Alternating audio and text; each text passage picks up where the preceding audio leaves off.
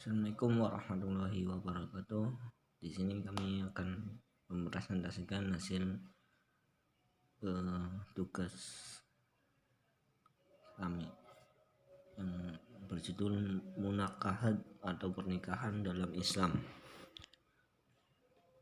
Bismillahirrahmanirrahim.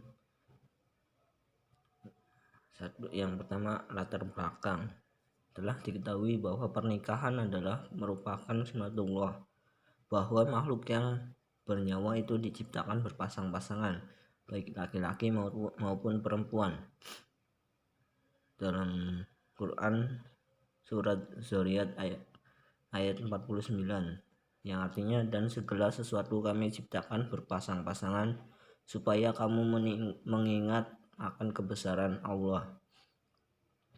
Pergaulan antara laki-laki dan perempuan yang diatur dengan perkawinan ini akan membawa keharmonisan, keberkahan, dan kesejahteraan baik bagi laki-laki maupun perempuan, bagi keturunan di antara keduanya, bahkan bagi masyarakat yang berada di sekeliling kedua insan tersebut. Pengertian perkawinan. Perkawinan dalam fikih berbahasa Arab disebut dengan dua kata, yaitu nikah dan zawaj. Kata nakaha dan zawaja terdapat dalam Al-Quran dengan arti kawin, yang berarti bergabung, hubungan kelamin, dan juga berarti akad. Menurut fikih, nikah adalah salah satu asas pokok hidup yang paling utama dalam pergaulan atau masyarakat yang sempurna. Pernikahan itu bukan hanya untuk mengatur kehidupan rumah tangga dan keturunan, tapi juga perkenalan antara suatu kaum dengan kaum yang lainnya. Menurut Undang-Undang Nomor 1 Tahun 1974, pengertian perkawinan adalah ikatan lahir batin antara seorang pria dan seorang wanita sebagai suami istri dengan tujuan membentuk keluarga atau rumah tangga yang bahagia dan kekal berdasarkan ketuhanan Yang Maha Esa. Menurut kompilasi hukum Islam, pasal 2, perkawinan adalah suatu pernikahan yang merupakan akad yang sangat baik untuk mentaati perintah Allah, dan pelaksanaannya adalah merupakan ibadah. Hukum perkawinan. Yang pertama, sunnah bagi orang yang kehendak dan baginya yang mempunyai biaya sehingga dapat memberikan nafkah pada istrinya dan keperluan-keperluan yang mesti dipenuhi. Kedua, wajib bagi orang yang mampu melaksanakan pernikahan, dan kalau tidak menikah ia akan terjerumus dalam perzinahan. Yang ketiga, makruh bagi orang yang tidak mampu untuk melaksanakan pernikahan karena tidak mampu memberikan belanja kepada istrinya atau kemungkinan lain lemah syahwat.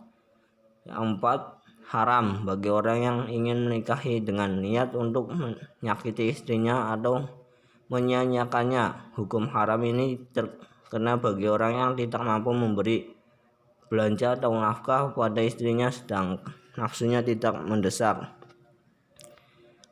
Yang kelima, mubah bagi orang-orang yang tidak terdesak oleh hal-hal yang mengharuskan segera nikah atau yang mengharamkannya.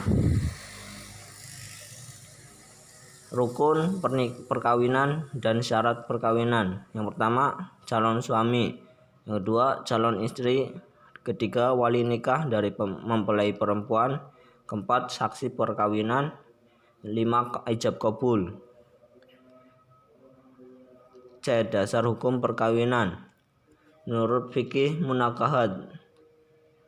A. Dalil Al-Quran. Allah Subhanahu wa Ta'ala berfirman dalam surat An-Nisa ayat 3, yang artinya, dan jika kamu tidak berlaku adil terhadap anak yatim, maka kawinlah perempuan lain yang kamu senangi, 2, 3, atau 4, dan jika kamu takut tidak akan berlaku adil, cukup 1 orang.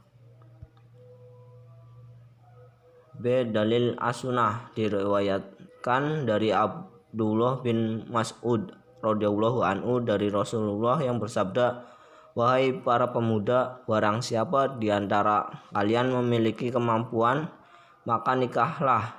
Karena itu dapat lebih baik menahan pandangan dan menjaga kehormatan. Dan siapa yang tidak memiliki kemampuan itu, hendaklah ia selalu berpuasa, sebab puasa itu merupakan kendali baginya.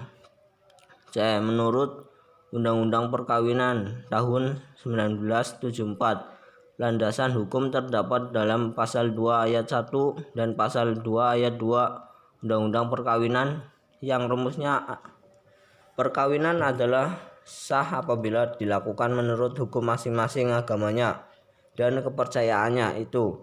Tiap-tiap perkawinan dicatat menurut peraturan-peraturan perundang-undangan yang berlaku. Dan menurut kompilasi hukum Islam, dasar perkawinan, dalam kompilasi hukum Islam pasal 2 dan 3 disebutkan bahwa perkawinan menurut hukum Islam adalah pernikahan, yaitu akad yang sangat kuat atau mi'itsaqon holizan untuk mentaati perintah Allah dan melaksanakannya merupakan ibadah. Perkawinan bertujuan untuk mewujudkan kehidupan rumah tangga yang sakinah, mawaddah, dan warahmah. Hikmah perkawinan. Pertama, perkawinan dapat menenteramkan jiwa dan menghindarkan perbuatan maksiat. Yang kedua, perkawinan untuk melanjutkan keturunan. Ketiga, bisa saling melengkapi dalam suasana hidup dengan anak-anak. 4. Menimbulkan tanggung jawab dan menimbulkan sikap rajin dan sungguh-sungguh dalam mencukupi keluarga. 5. Adanya pembagian tugas. Yang satu mengurus rumah tangga dan yang lain bekerja di luar. Yang keenam, menumbuhkan tali kekeluargaan dan mempererat hubungan. Wanita yang tidak boleh dinikahi. Yang pertama, ibu. Yang kedua, putri, saudari, bibi patriarkal, bibi matriarkal, putrinya saudara, putrinya saudari, ibu susu, saudari susu, ibu mertua, putri tiri, menantu putri, ibu tiri, menghimpun dua saudari, menghimpun wanita dengan bibinya, wanita yang telah bersuami, semua wanita yang ada hubungan kekerabatan karena persusuan.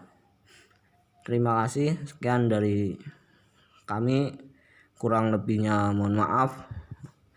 Sekian, wassalamualaikum warahmatullahi wabarakatuh.